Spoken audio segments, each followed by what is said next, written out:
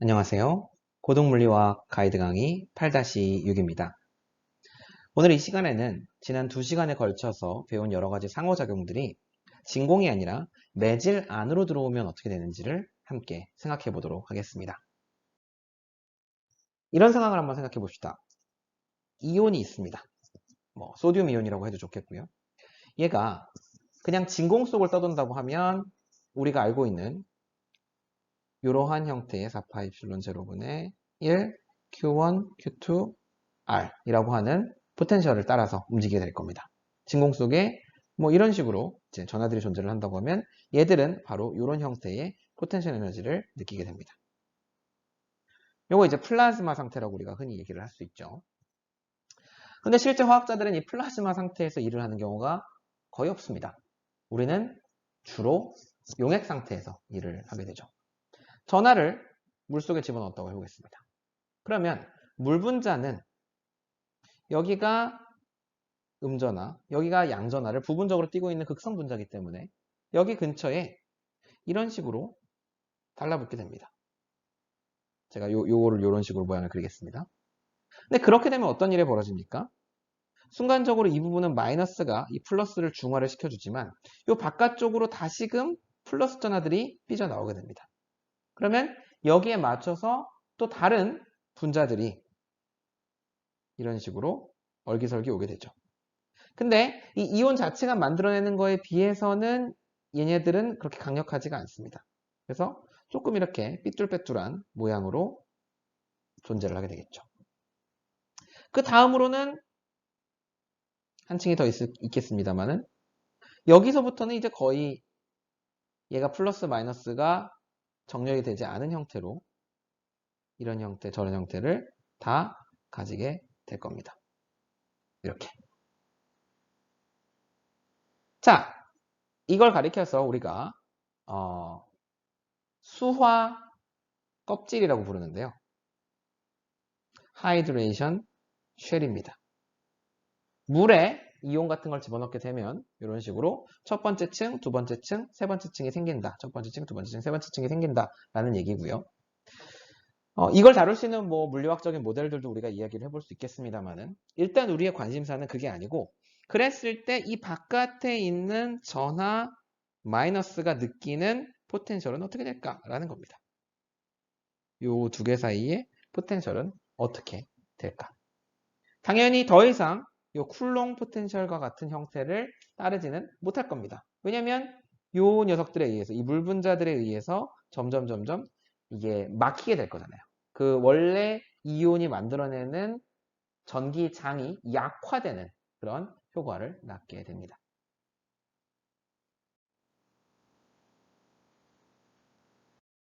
그래서 우리가 이런 현상을 다룰 수 있는 물리적 도구로 유전율이라는 것을 사용을 합니다. 영어로는 permittivity가 되고요. 유전율은 우리가 이렇게 이해해 볼 수 있습니다. 어떤 물질이 있고요. 그 물질에다가 전기장을 우리가 가해준다고 하겠습니다. 그러면 이 물질이 극성 분자들로 이루어져 있다고 한번 가정을 해볼게요. 그러면 얘들이 쌍극자가 이렇게 전기장 방향으로 정렬이 되면서 유도되는 어떤 전기장이 존재를 합니다. 그래서 이렇게 유도되는 효과를 가리켜서 우리가 변위장이라고 하는데요. 이 변위장이라는 애는 항상 넣어준 전기장에 비례하는 형태를 띠게 됩니다. 그래서 얘를 식으로 써주면 비례상수를 입실론이라고 써줄 수가 있고요.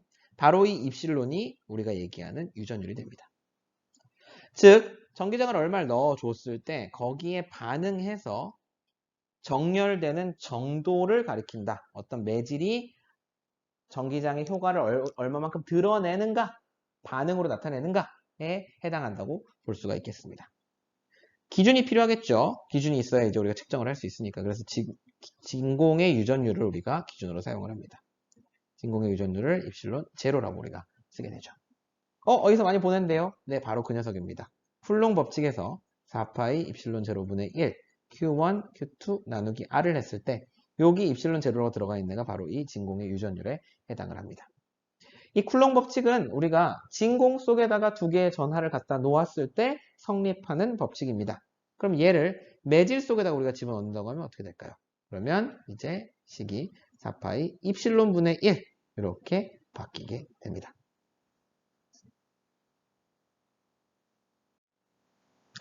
예를 들어서 물 같은 경우에는 입실론이 약 80 입실론 제로가 됩니다. 그렇게 된다는 건 무슨 얘기예요? 같은 전하를 넣고 그들 사이에 같은 거리만큼을 띄워 놓았다고 하더라도 진공 속에 비해서 80분의 1로 에너지가 감소한다는 이야기가 됩니다. 매질의 효과가 1차적으로는 이렇게 매질을 넣어주면 그 안에 들어있는 매질 분자들이 정렬이 되면서 유전율이라는 것을 만들어내게 되고 이 유전율로 인해서 전하 상호작용이 약화되는 그런 결과를 낳게 됩니다. 그리고 이 약화 효과는 전반적으로 이렇게 다 에너지를 줄이는 것뿐만이 아니라 어떤 포텐셜이 거리에 따라서 어떻게 변하는지도 영향을 줄 수가 있습니다. 그 경우를 이제 좀 우리가 함께 살펴보겠는데요.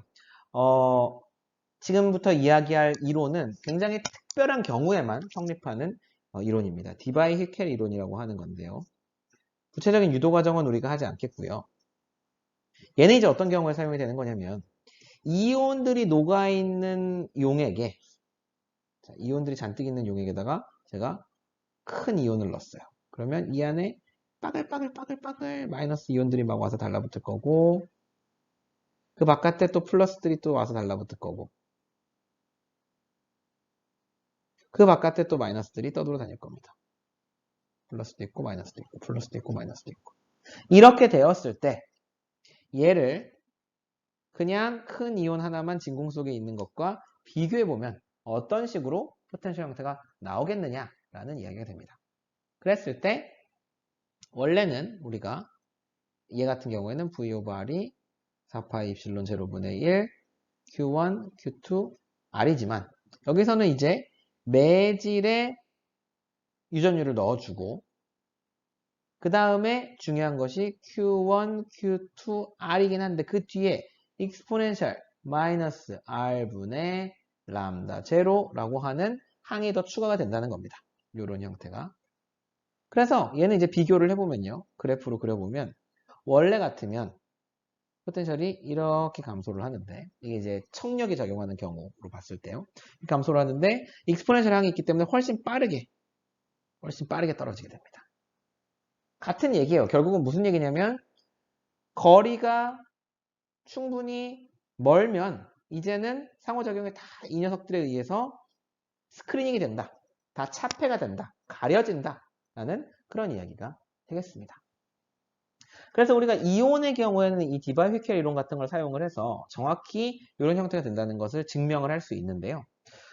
쌍극자라든지 수소결합이라든지 이런 애들은 정확하게 우리가 찾기가 좀 어렵습니다. 그래서 걔네들은 어떤 함수 형태를 가지고 있다기보다 우리가 용액상으로 매질 같은 데다 집어넣게 되면 우리가 진공에서 알고 있는 것들에 비해서 훨씬 약해진다라고 우리가 그렇게만 기억을 해두면 좋겠습니다. 그래서 특히 이제 우리가 수용액 상태에서 많이 하죠. 물 분자 속에 집어넣게 되면 많은 상호작용들이 약해집니다. 그래서 원래는 정전기적 상호작용, 플러스 마이너스 전하 사이의 상호작용은 굉장히 강력한 상호작용인데 그 상호작용도 이제 물 속에 들어가게 되면 굉장히 약해지게 되고요. 특히 그 물 속에 이온들까지 있게 되면 훨씬 더 많이 이 가림 효과가 생기면서 차폐가 일어나서 잘 상호작용이 작용을 못하게 되더라라는 이야기가 되겠습니다. 그래서 어떤 분은 그런 말씀을 하시더라고요. 세상에 진짜로 긴 거리에서 작용하는 상호작용이 있냐? 화학자들이 생각하는 상호작용들은 보통 수용액 상태에서 이루어지기 때문에 짧은 거리에서만 작용하는 상호작용이 아니겠느냐? 그런 이야기도 우리가 해볼 수가 있겠습니다. 네, 그래서 오늘은 이제 이 매질 속에 들어갔을 때 상호작용들이 어떻게 변하는지에 대해서 다분히 정성적으로 좀 설명을 드렸습니다. 그래서 이런 것들을 우리가 염두에 두고 앞으로 이 상호작용들을 알고 있다고 가정한 다음에 이제 분자들이 많은 양 존재할 때 통계적으로 우리가 그것을 어떻게 처리할 수 있는지를 이야기해 보도록 하겠습니다. 오늘도 경청해 주셔서 감사합니다.